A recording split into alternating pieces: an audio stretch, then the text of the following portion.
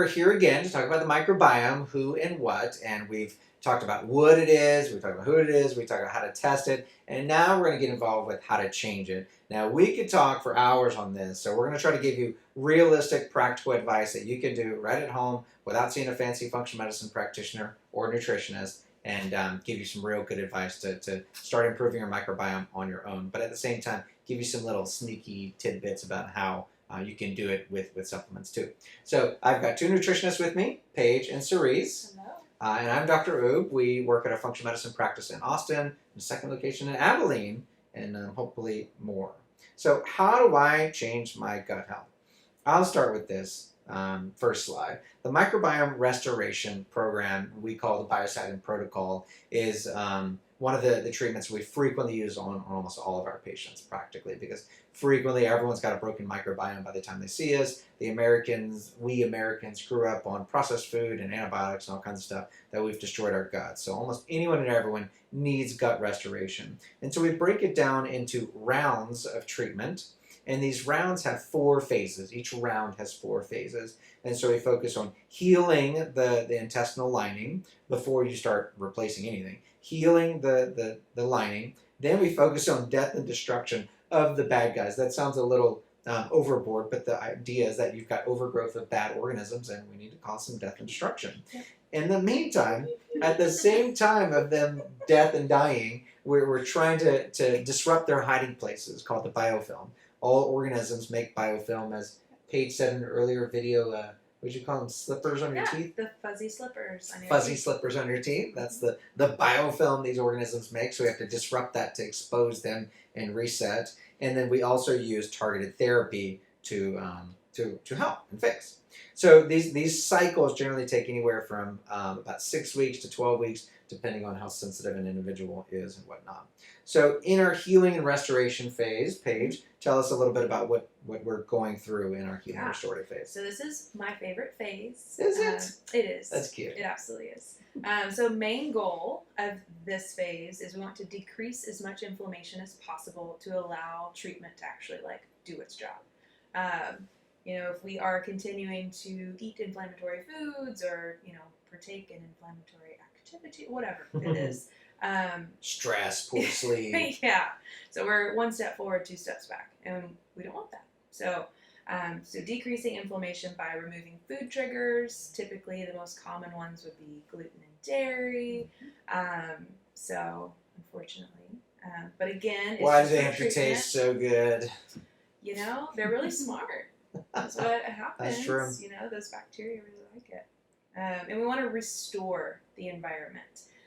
So how do we do that? Working on healing the actual lining of the gut by, not only just remove the inflammation, that's going to allow the gut to kind of heal too, but making sure we are having a daily bowel movement, making sure things are getting out, feeding beneficial bacteria, starting to increase your fiber. So we really just kind of hone in, and that takes time. So, 4 to 6 weeks, really kind of focus on getting your gut prepped for the actual treatment as we move forward. And the goal is to look like this beautiful garden we've got here with all kinds of color and variety and great lighting and all that. It's nice. It's Is that your garden? nice. That is not my garden. No, mine is dead. Right now. Okay. We are in Texas, too much. so it's fine. So I'll talk about this slide because it's kind of a read my mind slide. But the idea is that when we're working on the microbiome, we compare it to a garden. And so if we're going to go through this metaphor, the idea of removing food triggers while healing your microbiome is like if you have a bunch of rocks in your garden, it's hard to grow plants on rocks, right? If you have invasive bugs, pests, whatever, eating your gardens, then it's going to be hard to grow, right? You got to heal the intestinal lining. You got to water the soil. If the soil is all dry and dead, you're not going to grow anything like Texas. You got to feed the beneficial feed the beneficial bacteria, fiber. But we use fertilizer in the soil. There's a microbiome beneath every plant, and that soil has to be ripe to grow the plants, right? You have to support digestion, and so the metaphor there is you got to till the soil. Even if your soil is wet and no rocks and all that, but it's all clumped and tight, nothing can grow in it. So you got to break up that soil, make it loose for these plants to grow.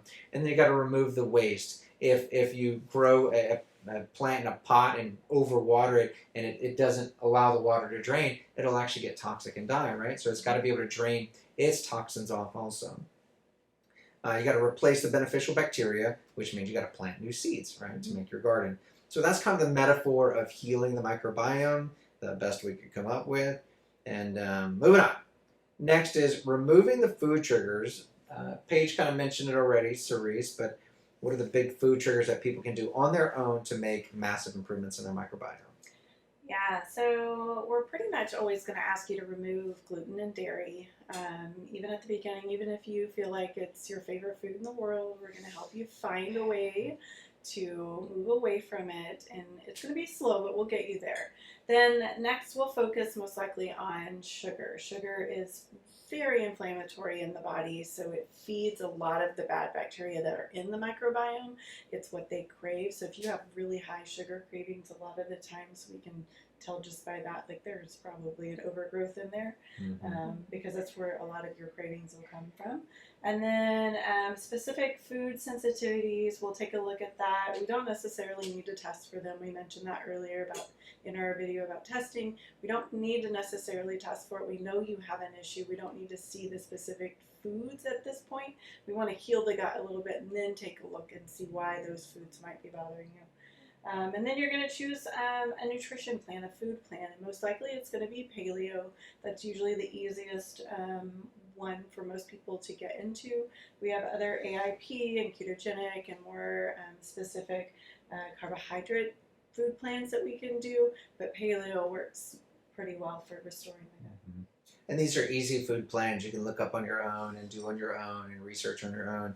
We have online courses, nutrition courses, gut restoration courses where you can look this stuff up. But it's amazing how many people get better just by doing the simple things. Reducing the sugar, potentially eliminating as much as possible, and removing the gluten and dairy. Even if you don't think you have a problem, if you remove it for 6 weeks, 3 weeks minimum, and then add it back in, a lot of times you can tell if you actually have an issue with it or not. And so that's the same thing with the food sensitivities. There's no reason to spend $400 on a food sensitivity test that may miss your issue. You remove the food and then you add it back in. There are people that have learned that nightshades are a problem with them, which is such an unusual food group.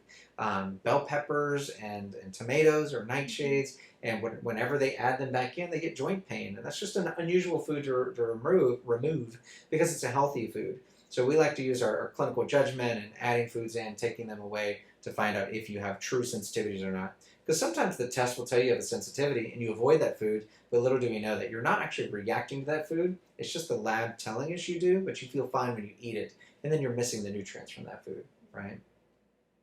Okay. So Paige, you want to go over this food planning slide? Yeah, this is so we use the word intentional for a reason. I really, really like that. Because when we think about diet and changing our food, the bad word. I know, it's bad, so that's why we don't use that word. We use food planning for a reason. So being intentional with each one of our meals. What is this meal going to do for my gut, for my health? And so anyway, we kind of just go through that mindfulness aspect of that. We kind of go through avoiding sugar, processed foods, learning what that is, what that means. It sounds scary, but honestly, I mean, most people already are eating, food. It's just food from the ground, food from the earth. So we might put labels on, food plans, but it really isn't as confined as we think it is. Another great one that we hone in on as nutritionists here is macro balancing. Super important. It's related to your blood sugar regulation. I mean, I could go on all of the things, but making sure your meal is balanced. I know we've probably heard that since we were little. Mom's always said, make sure you eat your protein, make sure you eat your veggies, whatever. And then we move into your vegetables. Are you even eating nutrients? Did you eat a vegetable today? So bringing in that mindfulness. The answer better be yes. We have to ask the question, because sometimes you're Potatoes like, I eat healthy, but the last time I ate, a green bean was, 3 days or something. Yeah. So we really just start asking those questions and bringing that awareness. And corn is not a vegetable. And corn is not a vegetable. Yeah, the grocery store, just because it's in the vegetable aisle doesn't mean it's a healthy vegetable, right? And then trying to eat the rainbow too, trying to get the different colors in, not just always red bell peppers, trying to get the green ones and the yellow ones and alternating the food. And so we've got a picture of a good assortment right there. There's the whole Roy G. Biv of the different colors. And so experimenting with our food, learning to love our food again, learning to love preparing our food for our microbiome, because ultimately that's going to decide if you're healthy or not. What is the In-N-Out burger about? That was a processed food. That's not an example of what to do. Oh, That's an example of a processed food. But they actually lettuce wrapped it. Did you see that? They Yeah. did, yes. Very So good. if you're going to get the cheeseburger and fries, at least lettuce wrap it. Yeah, instead of And a not burger. animal style. No. What is animal style? It's an In-N-Out thing. They I- pour this like sauce on it. Or Oh. something. Mayonnaise and ketchup. that sounds delicious. Oh, yeah. Well, no. Not allowed. Animal style. So Cerise, tell us how to feed the beneficial bacteria. What's up with that? Yeah, so you're going to feed that stuff too. And I think you're the one that said this. I heard it before. This is trouble. We're on camera. Whereas if you're not eating it, something else is. Yes. So we have to make sure we are feeding those fibers, the beneficial, not fibers, the bacteria. And what we eat is food, of course, and that food is fiber, and it becomes prebiotics in the gut. And we hear prebiotics all the time. We're like, what does that even mean? It's just fiber. The fibrous fruits and vegetables that you eat are made up of fiber, and they feed the beneficial bacteria. We can't digest that stuff. It's not for us. It's in the plant for the beneficial bacteria in our gut. So the goal is 9 cups, and I know that's a lot, but that's the goal, is 9 cups. You can put it in a smoothie. Yeah, you can put it lots of different places. And don't feel like a failure if you're not. Remember, this is trying to regrow your microbiome. Yes. So maybe you can't do 9 cups every day for the rest of your life, but you're trying to reset your microbiome. So you're going to commit to cooking a container of spinach down to a little plate and gobbling it down, because that's all 9 cups in one serving potentially. Or throw it in the blender. Yeah, making sure you're trying to get as many cups as possible. Absolutely. And then we have certain supplements, Ultra GI Replenish, which is still on sale for a few more days, and butyrate. We have butyrate as well. Butyrate is a beneficial fiber for the entire body. Yeah, butyrate is one of the things made by the bacteria to heal our intestinal lining. So it's one of the supplements we can give to you to heal that intestinal lining, even if you don't have the bacteria present. So I know you nutritionists love to talk about digestion, Paige, so try not to bore us to death on how much you know about digestion. Give us the what for. There's 3 main things. Oh gosh, I'm sure you could go on like 20 main things. Just 3. But we're going to boil Because it there's down. 3 on the slide. Okay. Alright.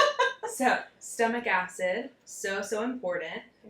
We have to sterilize. We have to break down our food. Anyway, so if there's an issue with that, we have certain supplementations. We like to use betaine, HCl, capsule version, to increase that acid to promote just all-around digestion. Once stomach acid is triggered, all of our other kind of digestive cascade turns on. So that brings us back to, or down to, pancreatic enzymes, digestive enzymes. I'm sure you've heard of at least that word before. The things that break down our food. If we're not breaking it down, something else is. That's right. Bacteria of some kind. And so we really like to say you can never over digest your food. So digestive enzyme supplementation can only be beneficial to kind of help break everything down to allow for the nutrient absorption from that. So we really like those. And then of course bile. Bile, to make it short and sweet, transfers toxins out of the body. So we need that, especially when we're going in and doing treatment. All of these toxins are floating around, so we need a way to get them out. So a way to support bile production we use in our practice sometimes is digestive bitters. Little drops that you put on your tongue triggers bile production. You can also eat bitter foods. That also helps, like arugula.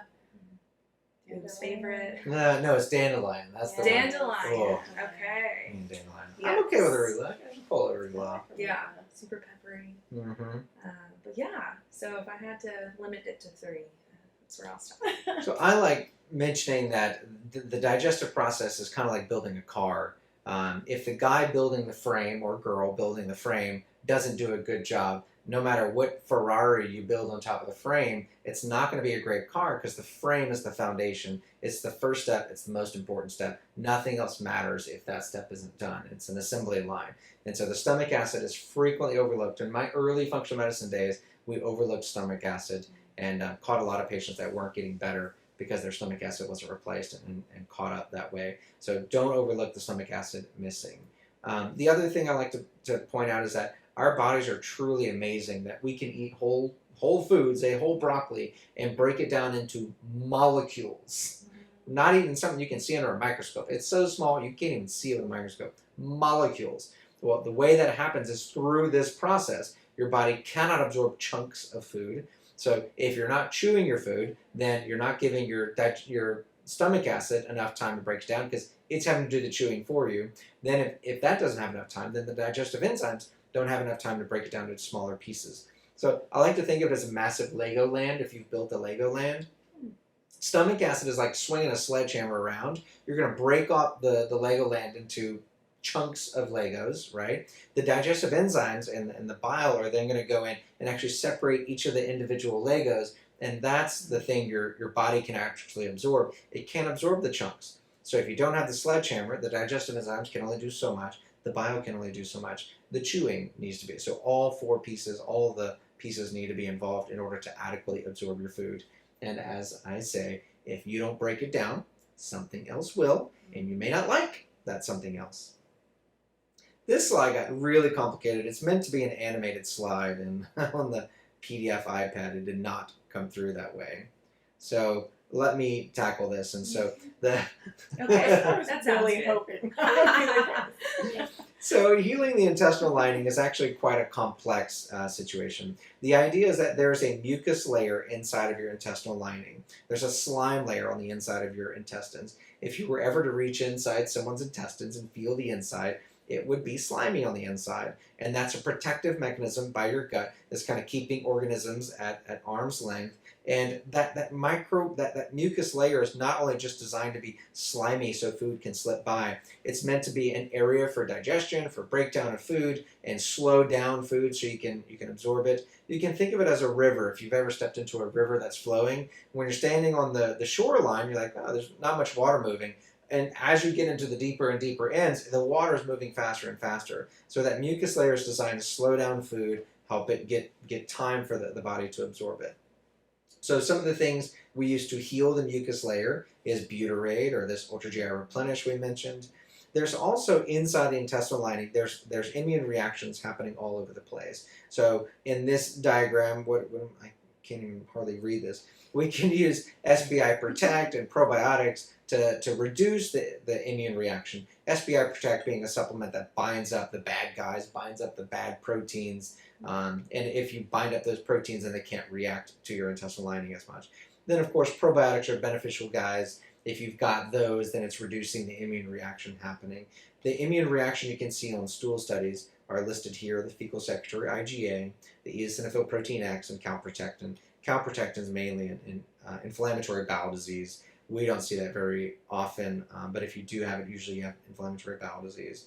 And then the intestinal cellular health. So the intestinal cells live at the junction of a lot of damage, basically. So if you're eating inflammatory foods, or there's inflammatory bowels, inflammatory foods, you can see that here's your intestinal cell lining here, and this white section is the intestinal mucus layer, the slimy layer. So you can see there's bacteria in there, there's antibodies in there, there's all kinds of stuff. And if you look at the inflammatory side on the other side, you see that mucus layer dipped down, so the bacteria have closer access to your intestinal cells. And these intestinal cells are shriveling, they're dying, and then what's happening is bacteria and fungi are getting inside and causing immune reactions. As that process continues, the intestinal cells literally die, and as they die, it leads to even more and more traffic in, food in, leading to food sensitivities, bacteria in, leading to autoimmunity, inflammatory markers in, leading to cardiovascular disease, all sorts of things. So this intestinal lining is our first defense against all the problems that happen. Oh, there's ultra GI replenish. I'm going to go ahead and here anyway. The two main components are tube fucosilactose and then a glutamine dipeptide, amongst other magical stuff in that supplement. But you guys can definitely talk about removing the waste. I didn't make this slide nearly as busy. What are some of the ways we remove waste? Other than pooping. Oh, no, that's on there. Pooping. Of course. Yeah. So we have different binders that we can use that are going to be great for helping to bring out the toxins that may be released in the system as the die-off happens in the microbiome. And that looks like clay and charcoal and zeolite, and those are going to be inside of our formula called GI Detox. Another thing, of course, like Oop said, you want to poop, you want to have a bowel movement at least once a day. More than once a day is fine too, but at least once a day. Things that we can do that can help with that are going to be things such as Cape aloe or even magnesium citrate. Magnesium citrate is really a gentle way to get the bowels to move and to loosen things up. We have one called Natural Calm here at the practice. And then there is a prescription. I'll let you talk about that as well. So lactulose is a well-known conventional medicine product that we use for constipation all the time. But lactulose is actually a prebiotic fiber that has the dual purpose of both feeding the microbiome as well as helping with the constipation. And that's why our favorites are not actually Cape aloe, even though that was listed first. Cape aloe is listed first because it almost always works. People will poop on Cape aloe. So if you're looking to get the trash out, that'll do it usually. Magnesium citrate has the dual purpose of both causing help with constipation, but also replacing your magnesium levels. Two birds, one stone, right? And then the lactulose, same thing, two birds, feeding the microbiome and removing the waste. There are, of course, other products for both binders and bowel movements. Those are just some of the ones we have here. This is a spoonful of charcoal, which I don't know if y'all have seen, has gotten kind of popular in the toothpaste and mouthwash world. Oh, yeah. Oh, huge. But usually people only use it once and they realize how much of a mess it makes them sink. It's such a mess. Yes, it's hard to clean up. It They doesn't say- stain it, but It might. it might. Well, They I never use it long enough. They say to do it in the shower. Brush your Yeah. teeth in the shower. But, Brush your teeth in the shower. well, I understood you. That's just weird to think about. What? Do you like rinse your mouth with shower water while you're in there? Sure. I don't see the problem here. Okay, okay. We know what's happening at Paige's house. Hey, charcoal teeth. So, how do we replace the beneficial bacteria, Paige? What are some of the things we do? Yeah, so I will briefly go over this because this one is all over the place too. Mhm. Um, I think when I moved it to PDF from PowerPoint, I think some of the arrows got moved Yeah, around. we'll Yeah. go with that. That's what I'll blame it Okay. on. But yeah, so number one, replacing beneficial bacteria. We can think of that like probiotics, of course. So we really like to use spore-based, otherwise known as soil-based probiotics, if you've heard of that. We have a few. We like ProFlora it's a great spore-based probiotic. So we know that it will actually like re-inoculate the gut. Other ones, let's see, Saccharomyces boulardii. It's one of our favorites. Right, Cerise? Yes. How do you say that word? Boulardii. Good job. What would you say? Boulardii? Boulardii. Boulardii. Boulardii. Boulardii. That's amazing. But we utilize that one a lot. Love, love, love that. It is a yeast, which sounds strange because we're trying to kill yeast, but it's a beneficial yeast. It also helps restore balance in the gut. I really like that one. And a couple other probiotics that we like to rotate, which is important. There is the Therabiotic Complete. That's a great one. It's just a well-balanced general one. Yep. Where's the other? Oh, Ultra4 Spectrum. That's what I was looking for. There it Yeah, is. that's the one we use that has Saccharomyces boulardii. And then the Probiotic 225, I believe, is a powder. That is powder. It's packets, and that's our super high dose. Not ours. We didn't make it, but it's 500 billion colonies. So it's mega dose. It's like prescription strength probiotic, basically, for patients with Crohn's, ulcerative colitis, really inflammatory bowel. So we talk a lot about the gut, but it's important to remember that there are other factors that affect the gut, and you can't just try to take these supplements and then run marathons every day and drink too much coffee and not sleep enough and be stressed. So this is just a slide to remember that our sleep affects our microbiome, our stress affects our microbiome, or de-stress. This is all the things that ripen the environment. So de-stressing ripens our environment. Nature ripens our environment. That's kind of creepy to think about. I mean, I'm still a conventional medicine doctor at my core, so to think nature improves our microbiome, improves our health, sounds crazy. But the truth is, there's dirt in the air, right? There's bugs in the air. So one of the ways we re-inoculate our microbiome is by breathing in diversity. When we have a stool study and someone doesn't have akkermansia, there's a probiotic for it. We don't even know if it works, but if someone doesn't have akkermansia, they can still regenerate akkermansia without actually taking that probiotic. And it's because it's in the air, it's on our plants, and so yes, getting out in nature has palpable effects to humans. If you've ever gone on a camping trip or whatever and just unplugged from your phone, anybody coming back from a 7-day trip without your phone in nature just notices a difference. So we can forget about that in our busy day-to-day lives, running from air-conditioned unit to air-conditioned unit in this Texas heat. So get out in nature, sweat a little bit, maybe in the morning so it's not as hot. But getting out there and breathe in some trees. They call it forest bathing. Yes. So, just something else comes to my mind when you say forest bathing. Not skinny dipping. Hug a tree with clothes on, they're saying. Oh, you get more And bacteria without. I'm just saying. Forest enemas are next. Oh, no. We draw the line. And just being grateful for everything. If you really take a moment and think about all the things you're grateful for, you can literally change your biochemistry in that moment. It can change your hormone balance.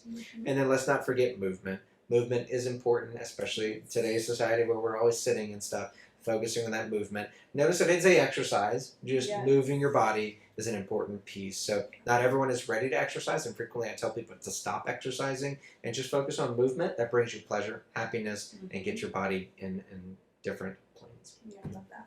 Reframe what it looks like. It does not have to look like something you hate. Correct. It should not be. And if it is, that leads right back to the stress situation. Exactly. We don't want you stressing about it. Exactly. Do some sort of movement that brings you pleasure and de-stresses you. Because remember, exercise is a stressor to the body. Just even if you enjoy it, it's still a stressor to the body. If your microbiome, if your energy production is not prepared for that stressor, it's actually a harm. Yeah. So last but not least, our next topic is, why is my gut not getting better? And this is a common topic. We've got difficult patients in our practice. Not difficult people, difficult patients with complex cases. So we're very familiar with things cause you to not get better. So we're going to help you. So stay tuned. Our next video on why is my gut not getting better. See you soon. Bye.